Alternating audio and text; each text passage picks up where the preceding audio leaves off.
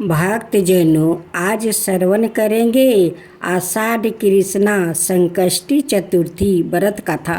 हे महाराज, द्वार पर योग में महिषीमती नगरी का महिजीत नाम का राजा था। वो 12 ही पुण्याशील और प्रतापी राजा था। वो अपनी प्रजा का पालन पुत्रवत करता था, किंतु संतानहीन होने के कारण उसे राजमहल का वैभव अच्छा नहीं लगता था। वेदों में निसंतान का जीवन व्यर्थ माना गया है। यदि संतान विहीन व्यक्ति अपने पितरों को जल दान देता है तो उसके पितृगण उस जल को गर्म जल के रूप में वो ग्रहण करते हैं। इसी मोह माया में राजा का बहुत समय व्यतीत हो गया। उन्होंने पुत्र प्राप्ति के लिए बहुत से दान यज्ञ आदि कार्य किया, फिर भी राजा को पुत्र प्राप्ति नहीं हुई। जवानी ढल गई और बुढ़ापा आ गया, किंतु वंश वृद्धि ना हुआ। तदंतर राजा ने विद्वान ब्राह्मणों और प्रजाजनों से इस विचार में परामर्श किया। राजा ने कहा कि हे ब्राह्मणों और प्रजाजनों, हम तो संतानहीन हो गया, अब मेरी क्या गति होगी। मैंने जीवन में तो तनिक भी पाप कर्म नहीं किया। मैंने कभी अत्याचार द्वारा धन संग्रह नहीं किया। मैंने तो सदाए प्रजा का पुत्रवत पालन किया है और धर्मचरण द्वारा ही पृथ्वी शासन किया है। मैंने चोर डाकुओं को दंडित किया है। इष्ट मित्रों के भोजन की व्यवस्था की है। गौ ब्राह्मणों का हित चिंतन करते हुए श्रेष्ठ पुरुषों का आदर सत्कार किया। फिर भी मुझे अब तक पुत्र ना होने का क्या कारण है। विद्वान ब्राह्मणों ने कहा कि हे महाराज, हम लोग वैसे ही प्रयत्न करेंगे जिससे आपके वंश की वृद्धि हो। इस प्रकार कहकर सब लोग युक्ति सोचने लगे। सारी प्रजा राजा के मनोरथ की सिद्धि के लिए ब्राह्मणों के साथ वन में चली गई। वन में उन लोगों को एक श्रेष्ठ मुनि के दर्शन हुआ। वो मुनि राज निराहार रहकर तपस्या में लीन थे। ब्रह्मा जी के समान वो आत्मजीत, क्रोध जीत और संतान पुरुष थे। संपूर्ण वेद विशारद और अनेक ब्रह्म ज्ञान संपन्न ओ महात्मा थे। उनका निर्मल नाम लोमस ऋषि था। प्रत्येक कल्पांत में उनके एक एक लोम पतित होते थे, इसलिए उनका नाम लोमस ऋषि पड़ा। गाया ऐसे त्रिकाल दशरी महर्षि लोमस के उन लोगों ने दर्शन किया। सब लोग उन तेजस्वी मुनि के पास गया। उचित अभय और प्रणामदि के अंतर सभी लोग उनके समक्ष खड़े हो गया। मुनि के दर्शन से सभी लोग प्रसन्न होकर परस्पर कहने लगे कि हम लोगों को सौभाग्य से ही ऐसे मुनि के दर्शन हुआ। इनके उपदेश से हम सभी का मंगल होगा। ऐसा निश्चय कर उन लोगों ने मुनिराज से कहा, हे ब्रह्म ऋषि, हम लोग के दुख का कारण सुनिए। अपने संदेह के निवारण के लिए हम लोग आपके पास आए हैं। हे भगवान, आप कोई उपाय बतलाइए। महर्षि लोमस ने पूछा, साजनों, आप लोग यहाँ किस अभिप्राय से आए हैं? मुझसे आपका क्या प्रयोजन है? स्पष्ट रूप से कहिए, मैं आपके सभी संदेहों का निवारण करूँगा। प्रजाजनों ने उत्तर दिया, हे मुनिवर, हम महिषी मती नगरी के निवासी हैं। हमारे राजा का नाम महिजीत है।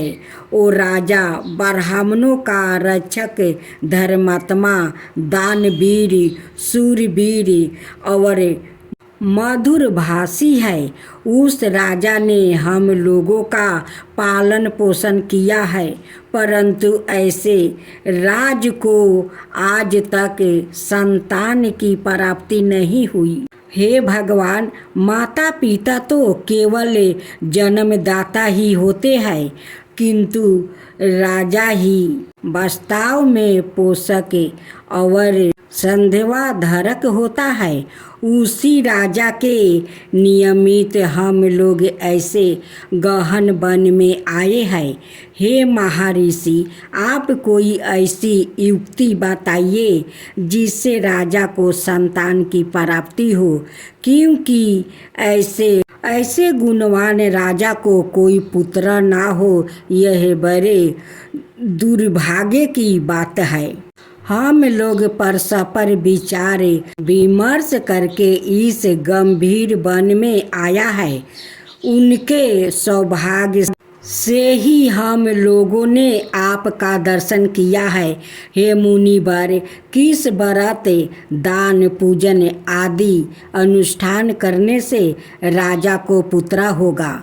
आप कृपा करके हम सभी को बतलाइए। प्रजा की बात सुनकर महर्षि लोमस ने कहा, हे भक्तजनों, आप लोग ध्यान पूर्वक सुनो। मैं संकट नाशन व्रत को बतला रहा हूँ। यह व्रत निसंतान को संतान और निर्धन को धन देता है। आषाढ़ कृष्णा चतुर्थी को एक दंत गजानन नाम का गणेश की पूजा करो। राजा व्रत करके श्रद्धा पूर्वक ब्राह्मण का भोजन करवाया और उन्हें वस्तु दान कर दिया। गणेश जी की कृपा से उन्हें अवश्य ही पुत्र की प्राप्ति होगी।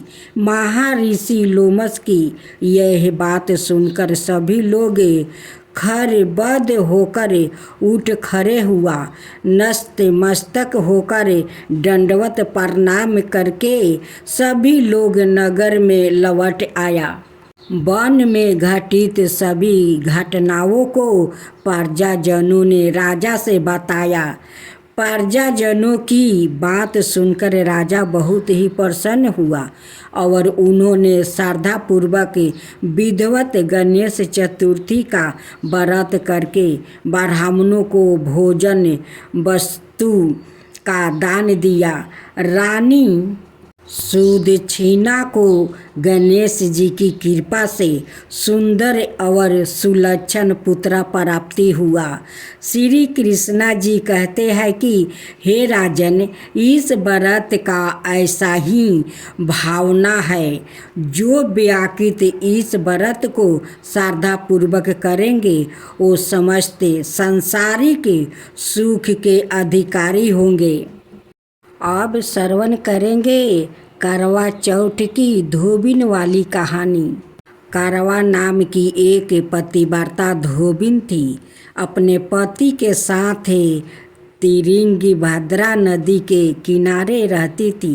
एक दिन जब पति कपड़ा धो रहे थे तब एक मगरमच्छ ने उन्हें अपने दांतों में दबाकर यमलोक ले जाने लगा।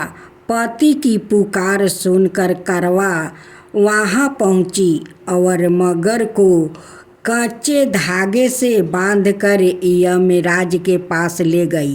कारवा ने यमराज से अपने पति की रक्षा करने की गुजारिश की और कहा कि अगर उन्होंने अपने पति को बचाने में मदद नहीं की तो वो उन्हें श्राप दे देगी।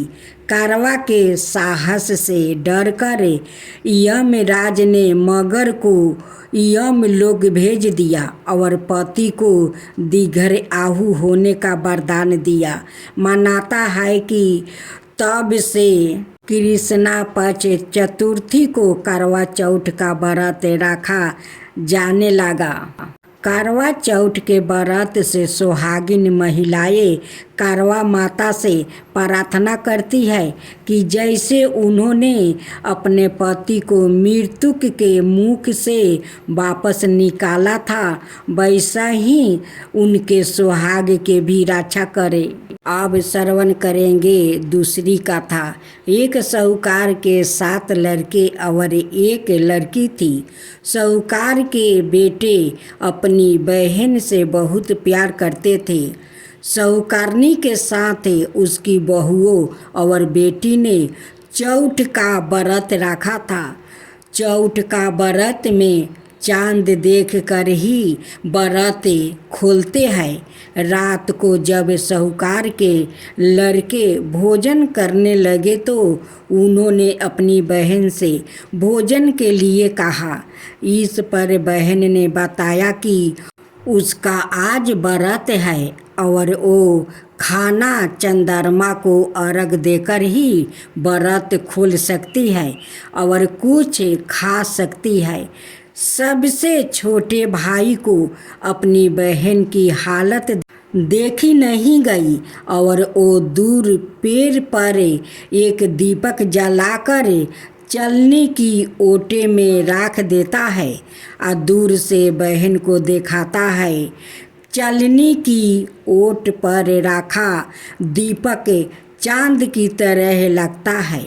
ऐसे में वो ऐसा लगता है जैसे चतुर्थी का चांद हो।